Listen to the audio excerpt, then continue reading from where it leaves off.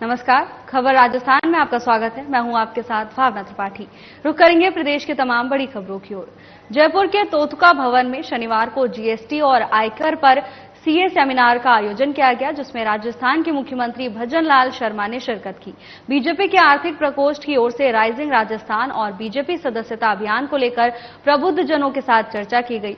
मुख्यमंत्री भजन लाल शर्मा ने सीए और सीएस को अर्थव्यवस्था की रीढ़ की हड्डी बताते हुए कहा कि राजस्थान के आर्थिक विकास के लिए राइजिंग राजस्थान समिट में आपके सुझाव और सहयोग महत्वपूर्ण है। प्रदेश को आगे बढ़ाने वाले सुझाव आमंत्रित हैं। सरकार आपके सुझावों पर कार्य करेगी।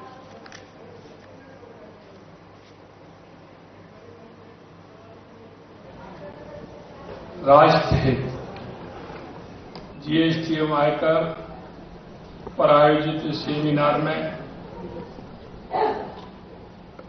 मंच पर विराजमान हम सभी के सम्माननीय मुनि श्री 108 प्रणय सागर जी महाराज एवं मंच पर विराजमान सभी मुनिगण, संतगण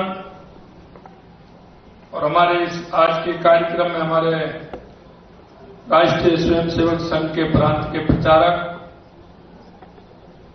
जिनको भी अभी आपने सुना, ऐसे सम्माननीय बाबूलाल जी, इस कार्यक्रम के संयोजक सीए दिनेश जैन जी, इस कार्यक्रम के सह संयोजक सीए आशुतोष जी सोनी साहब, इसके गाजियाबाद अध्यक्ष मुनि संघ सेवा समिति जयपुर श्री राजीव जैन जी और इस कार्यक्रम में आए सभी देश की आर्थिक व्यवस्था से जुड़े मेरे सभी चार्टर्ड अकाउंटेंट, सभी मेरे भाइयों बहनों, सबसे पहले तो मैं आप सभी का वंदन करता हूं, आप सभी का अभिनंदन करता हूं।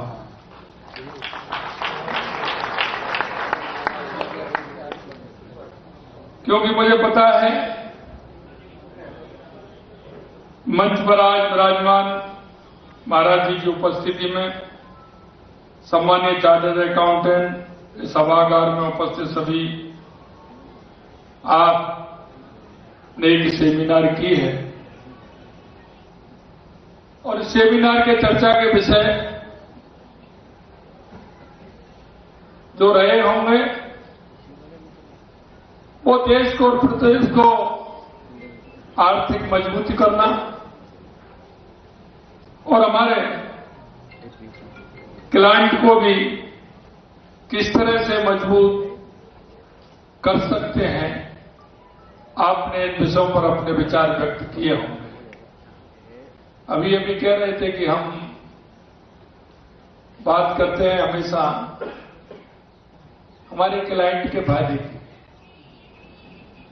अरे ये तो आपको करनी है कि जितना क्लाइंट का फायदा होगा उसमें आपका भी फायदा निहित है। अगर ये नहीं करेंगे तो फिर कैसे काम चलेगा? तो ये तो आपको करना है। और यही मैं कहना चाहता हूं कि आपका ये ग्रुप है, ये मैं कह सकता हूं देश और प्रदेश को आर्थिक रूप से मजबूत करने में आपका बहुत बड़ा योगदान है।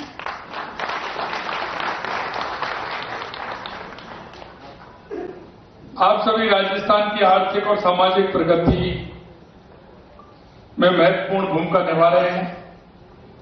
आपका कार्य केवल संख्याओं को संभालना नहीं है, बल्कि राष्ट्र निर्माण का एक महत्वपूर्ण अंग है। चार्टर्ड अकाउंट वित्तीय प्रबंधन के विशेषज्ञ होते हैं और आप सभी विभिन्न क्षेत्रों में अपने ज्ञान, आपका अनुभव का उपयोग बहुत होता है। क्योंकि किसी प्रदेश की और देश की उन्नति के लिए उसको आर्थिक रूप से मजबूत होना और मजबूत होने के लिए हर क्षेत्र में बदलते हुए समय में आपका विशेष योगदान बहुत ही महत्वपूर्ण है। वर्तमान में हम कराधान के क्षेत्र में कई महत्वपूर्ण बदलाव लेकर आए हैं। जीएसटी लागू होने के बाद हमने देखा है कि हर कराधान में सुधार हुआ है और आज लगभग 1.3 करोड़ करदाता पंजीकृत हैं। हमें जीएसटी के माध्यम से छोटे व्यवसाय और उद्योगों को सशक्त बनाना है ताकि वे न केवल अपने व्यवसाय को बढ़ा सकें बल्कि देश के विकास में भी योगदान दे सकें। राजस्थान के सीएस ने स्थानीय व्यवसाय और जीएसटी के अनुपालना में बहुत बड़े परिणाम स्वरूप कार्य किए हैं और उनका राजस्व लगभग 30% की वृद्धि उसमें हुई है। आयकर न केवल राजस्व का एक प्रमुख स्रोत होता है बल्कि ये हमारे देश के विकास और कल्याण योजनाओं को समर्थन देने में एक महत्वपूर्ण योगदान भी निभाता है।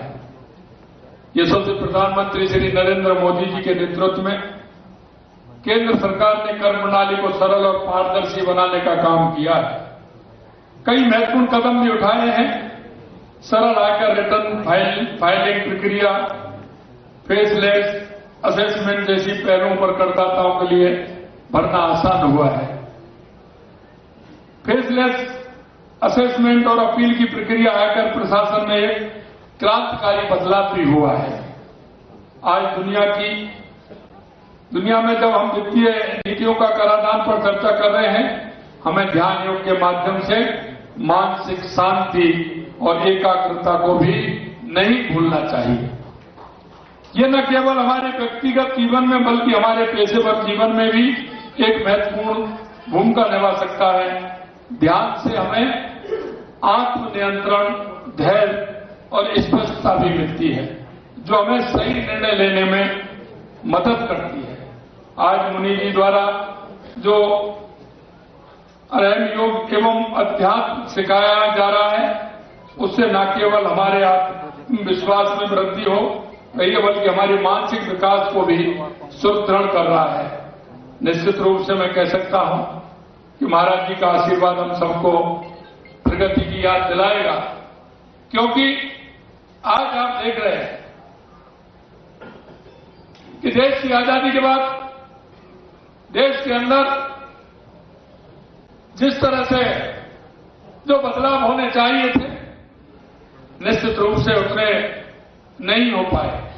लेकिन मैं कह सकता हूं 2014 के बाद देश के यशस्वी प्रधानमंत्री नरेंद्र मोदी जी के नेतृत्व में आपने बदलाव देखे होंगे, चाहे वो हमारी गरीब कल्याण की योजनाएं हों, चाहे हमारे विकास की योजनाएं हों, चाहे हमारी अन्य योजनाएं हों, जीएसटी में सुधार हो, आर्थिक रूप से मजबूती हो, इन सारे विषयों को लेकर अगर हम चलेंगे तो आपको बहुत बड़ा अंतर मिलेगा।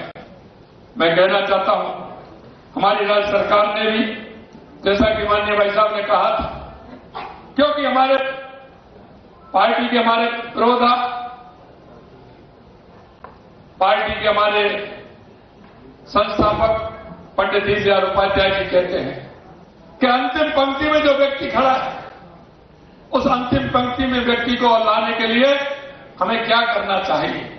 मित्रों, आप देखते हैं देश की स्थिति है कि एक तरफ तो खाना खिलाने वालों की लाइन लगी होती है, एक तरफ कभी कभी कहता हूं मैं, आप देखते हैं मैरिज गार्डन में जाते हैं, कहीं भी जाते हैं, शादियां होती हैं, जितना खाना काम में नहीं आता है उतना खराब होता है।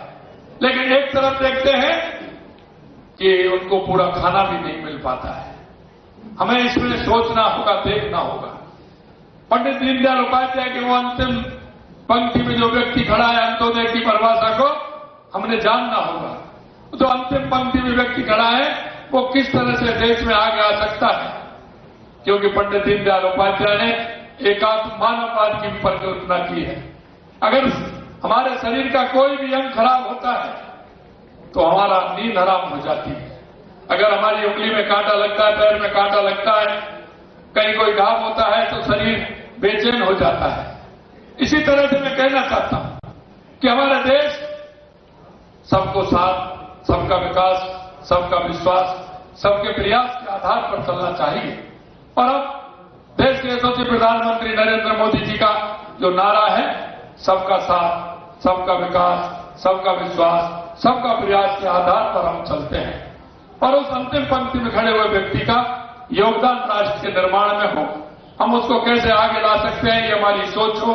हमारे सोच में ये भी हो कि हमारा जो भाई है, क्योंकि एक नागरिक होने के नाते भी हमारा एक कर्तव्य बनता है कि हम आगे एक नागरिक होने के नाते कि समाज के अंदर, मेरे गांव में, मेरे पड़ोस में, मेरे अपार्टमेंट में, मेरा पड़ोसी, मेरे घर का नौकर, क्या वो ठीक व्यवस्था में काम कर रहा है? क्या उसकी तरफ हमें देखना नहीं चाहिए? क्या उसके तरफ, उसके उत्थान की बात हमको नहीं करनी चाहिए? कभी कभी हम देखते हैं कि ये तले अंधेरा होता है। हमारे पड़ोस में रहने वाला व्यक्ति, हमारे पड़ोस में रहने वाली बूढ़ी मां किसी बीमारी के कारण वो ठीक तरह से इलाज नहीं करा पाती। मेरा विकलांग भाई किस तरह से रह रहा है? मेरे पड़ोस में मेरा काम तो करता है, मेरा गवर्नमेंट है, लेकिन उसके परिवार का पालन ठीक ढंग से हो रहा है कि नहीं हो रहा है? निश्चित रूप से इन सारी बातों पर हमें विचार करना चाहिए।